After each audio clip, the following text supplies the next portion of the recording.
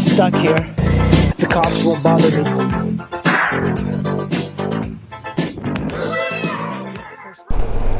Are you thinking about getting a GPS? You know, one of the things I love is just riding with a GPS.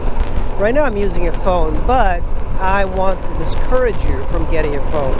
So first, this one was a cheap phone that I was given by my mother, who upgraded. So you can see I have it wired onto the bike. Here's the thing, it's an Apple, and when I charge it, right, I put it on, it starts charging, and then it will say something like, oh, the accessory is not compatible, which is bullshit. This is all that Apple does, so you can keep buying things. Really annoying. But I also have a Garmin 376C, and when they first came out it was a 276C, and I bought that.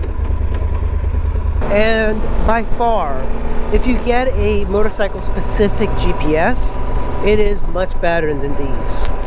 And there's nothing wrong with these if you can manage it. So first of all, the downside of having a phone is that you can't really use the Garmin maps, and the Garmin maps are really good, even though they only belong to Garmin and they're very expensive.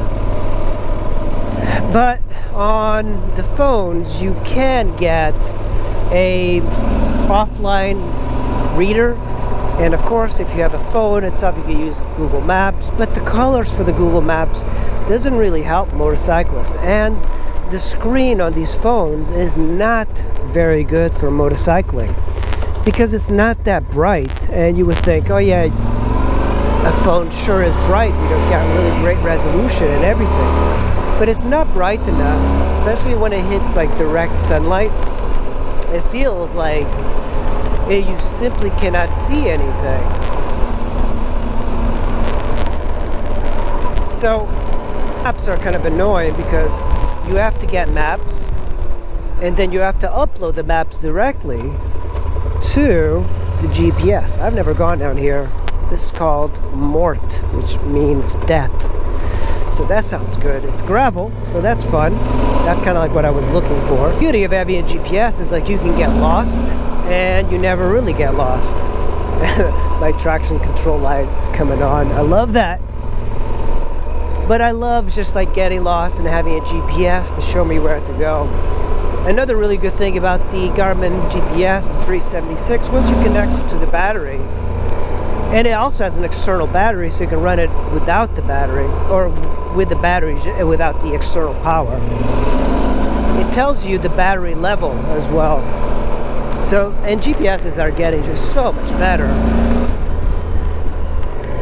But the phone, it's very difficult to see. The screen is tiny. If you get a phone, you're going to have to... Oh, this is an awesome little road. And one thing I like is like when I find something like this, I put a waypoint down. With the touchscreen on a phone and gloves, it's very difficult to put something. That's why I like buttons. Buttons are infinitely better than a touchscreen for motorcycles with gloves. This is really cool. What is this here? Man, I found a really neat place. This is the beauty of the GPS. In the DC area, it's so rare to find a place that you're kind of like all by yourself. On the 376, I basically just put waypoints down and I can find it later on. I don't want to do anything like with this. I guess you can use the touchscreen, but then you have to ride it. Makes it much more difficult. Mott Road, not Mort. Where am I going? The downside of the Garmin 276C, it uses a RAM card, memory card, only from Garmin, and they're very expensive. And of course the maps are from Garmin, they're very expensive. They're like $79 each, and then you need the updates and all of that, and that's how they make their money. And of course the Garmin GPSs are very expensive as well, but I feel they do work very well, and I prefer them over the phones. The phones are cheap. Also keep in mind that phones are not waterproof, so if it rains you could potentially damage your phone, and they're not vibration proof. Even though a lot, look at that, this accessory may not be supported, then it stops charging. And that's the problem with the phone, especially from Apple.